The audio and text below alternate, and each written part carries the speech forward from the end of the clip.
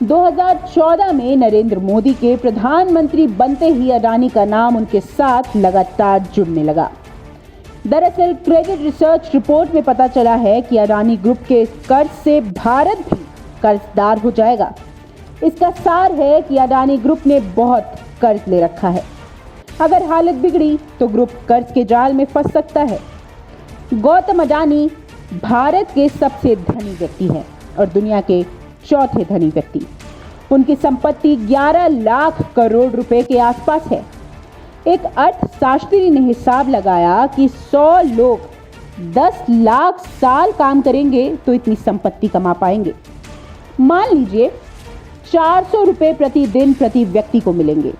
एक साल में 250 दिन काम करेंगे तब जाकर 1 करोड़ रुपए कमा पाएंगे।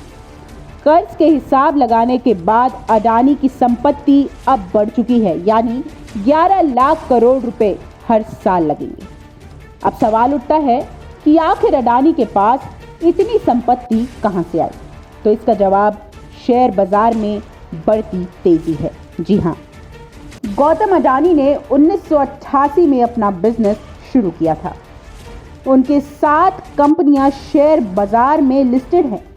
वो प्राइवेट सेक्टर में देश का सबसे बड़ा पोर्ट चलाते हैं। मुंबई एयरपोर्ट अब उनका है। 6 एयरपोर्ट सरकार से खरीदे हैं। प्राइवेट सेक्टर में सबसे ज्यादा बिजली उत्पादन वही करते हैं।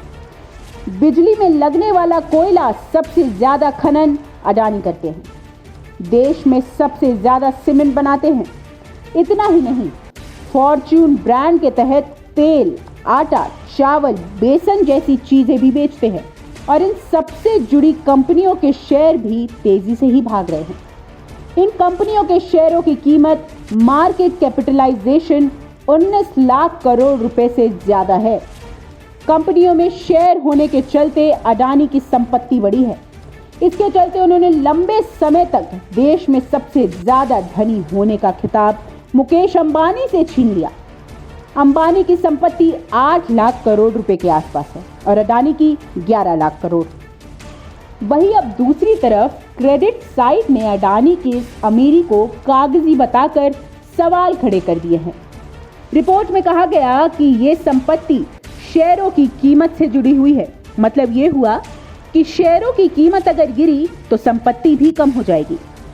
रिपोर्ट के मुताबिक अडानी परिवार नए नए बिजनेस खोलने के लिए अपने जेब से पैसा नहीं लगा रही है, बल्कि कर्ज ले रही है।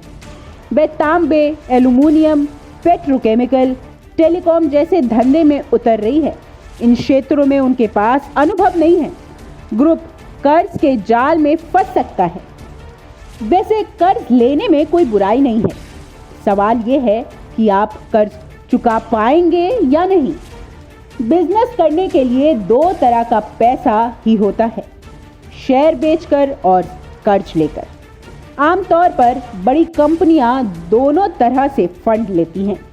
प्रमोटर यानी अडानी अपनी जेब से कुछ पूंजी लगाते हैं, बाकी पैसा शेयर बेचकर लेते हैं, कर्ज लेते हैं। अडानी ग्रुप पर अभी 2,30,000 करोड़ रुपए का कर्ज है। जून में खत्म तिमाही में ग्रुप कंपनियों का मुनाफा लगभग 7,000 करोड़ रुपए का था। बिक्री 18,000 करोड़ रुपए के आसपास। क्रेडिट साइट की रिपोर्ट में इसी बात पर चिंता जताई गई है कि आने वाले वर्षों में कहीं कुछ ठीक नहीं हुआ और ग्रुप मुश्किल में पड़ गई तो फिर हाल बुरे हो सकते हैं। हालांकि इस रिपोर्ट में यह भी कहा गया है कि अडानी के मोदी सरकार और बैंकों से संबंध अच्छे हैं।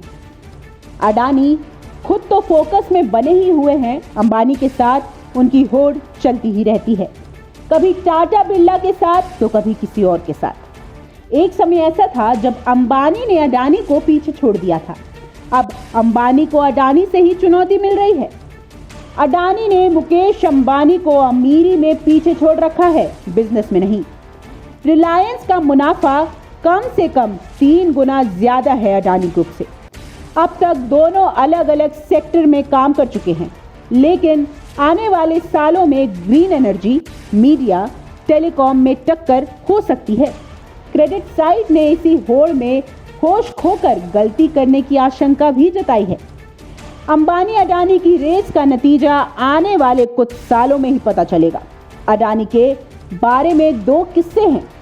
बहुत कम लोगों को पता है कि 26/11 के आतंकी हमले में वे मुंबई में ताज होटल में फंसे हुए थे। अगले दिन वे बचकर निकल भी गए। अडानी का 1998 में अपहरण हो गया था, वहां से भी छूट गए थे। लेकिन अब अडानी के कर्ज का देश पर क्या असर पड़ेगा, ये सबसे बड़ी चिंता है, सरकार के लिए भी, आम आदमी के लिए भी और खुद अडानी के लिए भी। और आप हमसे जुड़े रहने के लिए सब्सक्राइब करें YouTube पर, फॉलो करें Twitter पर और लाइक करें Facebook पर। और ज्यादा जानकारी के लिए आपको टाइप करना होगा सिर्फ न्यूज़ नशा।